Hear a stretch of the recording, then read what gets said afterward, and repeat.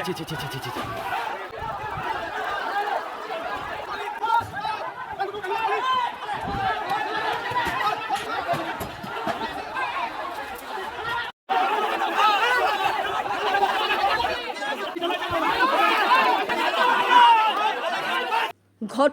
নাকি রটনা? দুবরাজপুরের খয়রাশুলে ইভিএম বিভ্রাট ঘিরে এবার দানা বাঁধছে একাধিক রহস্যময় প্রশ্ন।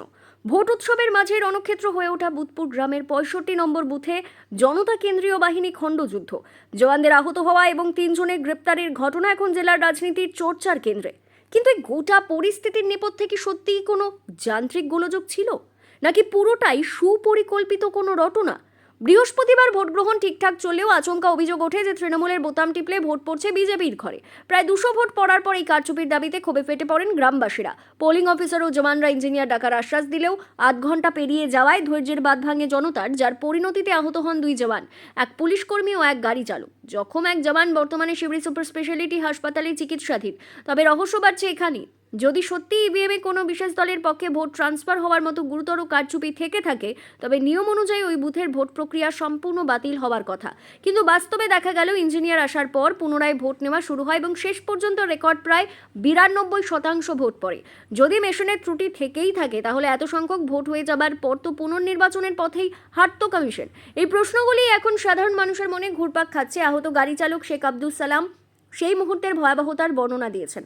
স্যার, আমরা ছিলাম লোকপুরে পুলিশের গাড়ি নিয়ে, হঠাৎ করে খবর হয় যে বুধপুরে ইভিএম নিয়ে কোনো একটা গণ্ডগোল হচ্ছে।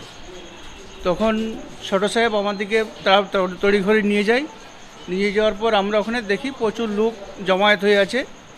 জমায়েত হওয়ার কিছুক্ষণ পর দেখি ইট বৃষ্টি হচ্ছে।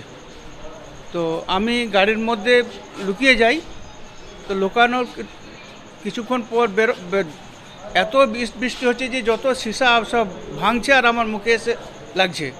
গাড়ির নিচে আমি লুকিয়ে যাই। ওখান থেকে যেমনি বেরিয়েছি তেমনি দুটো ইট এসে আমার দুটো হাঁটুর মধ্যে লাগে, হাঁটুতে ব্যথা হয়ে যায়। আবার স্থানীয় বাসিন্দা শেখ শামশের আলী জানিয়েছেন যে গ্রামে আগে কখনো এমন অশান্তি দেখেননি। এটা খয়রাশুল ব্লকের মধ্যে ৬৫ নম্বর বুথ পড়ছে। এখানে ভোট সুস্থভাবে চলছিল সকাল থেকে, কোনো অসুবিধা কিছুই ছিল না। তো হঠাৎ করে এক সময় আওয়াজ হলো যে ইভিএমে তৃণমূলে ভোট দিচ্ছে এবং বিজেপির ইতে পড়ছে। এ নিয়ে একটা অভিযোগ হয়েছিল। তারপরে অভিযোগ করার থেকে কমপ্লেন হয়েছিল, তো তারপরে বন্ধ হয়ে গেছিলো ভোট মতদান। আবার গেটও বন্ধ হয়ে গেছিলো। আর কিছু অফিসার আসার কথা যে এসে পরে দেখবে, চেক করবে। এইভাবে আস্তে আস্তে গ্রামের লোকও জুটতে থাকলো। জুটতে একটা হলো এতে পিছন থেকে এসে জামালরা এসে একটু লাঠিচার্জ করে দেয়। এই নিয়ে একটু দিল পাথর ছেলেরাও করে দিয়েছে বলছে। এই নিয়ে একটু হট্টগোল গোলমাল হয়েছে। ভোট 1 ঘন্টার মতো বন্ধ ছিল। এখন ভোট হচ্ছে। হ্যাঁ, মেশিনটা আবার ওইটাই ঠিক হয়েছে, ঠিক আছে। চেক করে দেখেছে, সব বললো হ্যাঁ ঠিক আছে। ঠিক আছে, তো ঠিকই আছে, কোনো অসুবিধা নেই। পার্সেন্ট বলতে 90% ভোট হবে।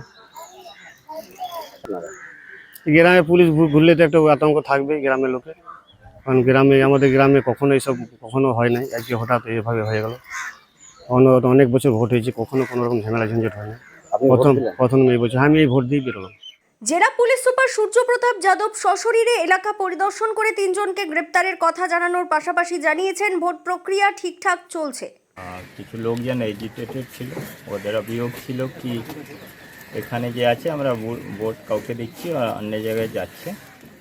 সামহাউ রুমার ওয়াজ দেয়ার, কিছু লোক এখানে ইকট্ঠা হয়েছিল, সিএফএফ এসেছিল, তো ওদের সঙ্গে একটা অল্টারকেশন হচ্ছে। 2 জন সিএফএফকে ইঞ্জুরি হয়েছে। তো তারপরে সাফিসিয়েন্ট ফোর্স এসছে অ্যান্ড আমি এসপি বীরভূম নিজেই এসেছি। পুরো এরিয়াটা স্যানিটাইজ করে দেওয়া হয়েছে, কোনো জায়গায় কোনো জামায়াত নেই।